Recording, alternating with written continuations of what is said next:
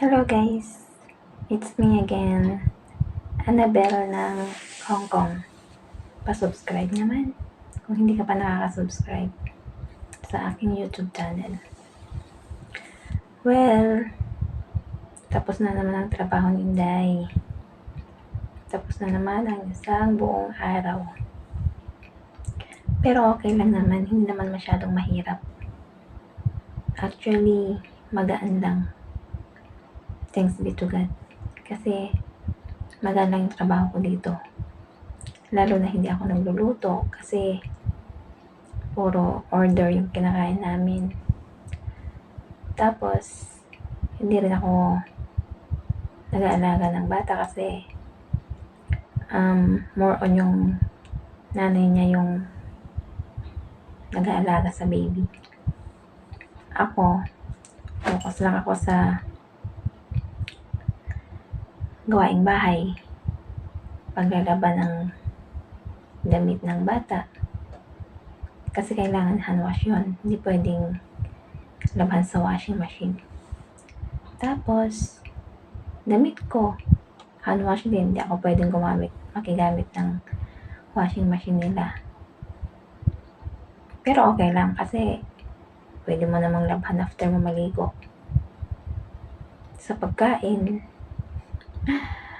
doon ako masyadong nanghihinayang kasi dahil sa sobrang daming binibili nilang pagkain ko.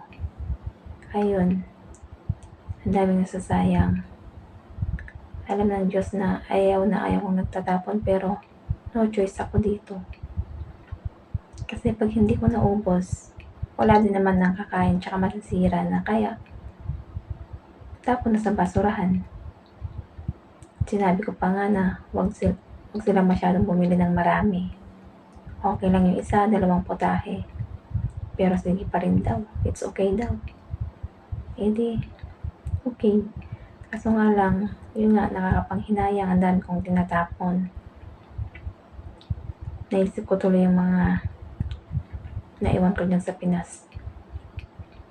Sila halos wala yatang maulam. Ako dito sobra-sobra. Gaya ngayon, ang dami na namang tinapon. Kasi bituka ko, konting lang, malit lang. Malit lang yung kayang i-absorb na pagkain. Parang pang-diet ba yung kaya lang ng tiyan ko. Pero, thanks God kasi nga, hindi ako kagaya ng iba na ginugutom ng mga amo nila. Ako naman, sobra-sobra. May nasasayang nga lang. Pero, yun nga ang masaya kasi open ako sa pagkain. Tsaka hindi sila masyadong mahigpit. Hoping and praying lang na tuloy-tuloy yung ganito na pakikitungo nila sa akin. At nakikita naman nila na ginagawa ko ang best ko. Ang trabaho ko, ginagawa ko ng maigi para wala din silang masabi sa akin. Para matuwa naman sila sa pinapakita kong energy sa pagtatrabaho. Kaya sa mga nagbabalak dyan na mag-abroad, try lang. Pray lang. Kasi kung hindi pa ngayon, huwag kayong mawala ng pag-asa kasi meron yan. Darating yung time para sa inyo. Ako nga, muntik na mag-give up sa pag-apply sa Hong Kong. Muntik na ako mag-Middle East kasi nga, sabi nila hindi na pwede yung edad ko. Kasi nga 38 na ako. Yung ibang agency kasi hanggang 36, 37 lang. Kaya hindi na nila ako tinatanggap.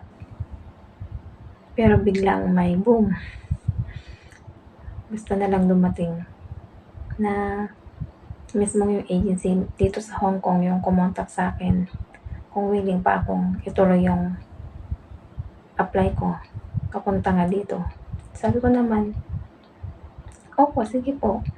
Basta may employer niya. Tapos sabi nga, may mag-asawa nga daw na gustong kumuha ng makakasama. Tapos yun, pinakausap sa akin. At ang sinabi, Ang focus ko lang yung 2 aso. Kaya masaya ako. Tas, bago ako pumunta dito, ang sabi, magsasama kami ng anak nila sa isang room. Sabi ko, okay lang po, sige po. Oo lang na ako ng oo. Para lang magkaroon ng chance pumunta dito. And then, pagdating ko dito, Bulaga, napakabuti ng Diyos. Kasi kinausap ako ng amo kong babae, sabi niya, na hindi talaga ako mag-aalaga ng baby. Kasi siya daw yung magpo-focus dun sa baby nila. Ako naman, focus ko lang yung 2 aso. Tapos, lahat na ng gawain dito. Ang gaan-gaan lang din naman, kaya sobrang pasalamat ko sa Diyos. Yung akala ko wala na akong chance pumunta dito, tapos biglang meron pa pala. At napunta ako sa mga pamilyang napakabuti ng puso. Sana hindi sila magbago sa akin hanggang matapos yung kontrata ko. And that's all for today's video, guys. Sana magkaroon kayo o nakakuha kayo ng kahit kunting pampalakas ng loob, lalo na sa mga may gustong mag-apply dyan, gustong pumunta dito sa Hong Kong. Tuloy nyo lang habang bata pa kayo, habang may chance pa, kung gusto nyo talaga. Gora, tsaka pray lang. Yun yung pinakamabisang sandata natin. Kasi sa dasal ko napatunayan na walang imposible. Sa dasal ko napatunayan na napakabuti ng Diyos. Amen. Good night, guys. Kasi dito mga 11 na siguro ng gabi. Ito lang yung chance ko wala lang. Gusto ko lang i-share yung nangyayari sa buhay ko. Bye! Subscribe ka na.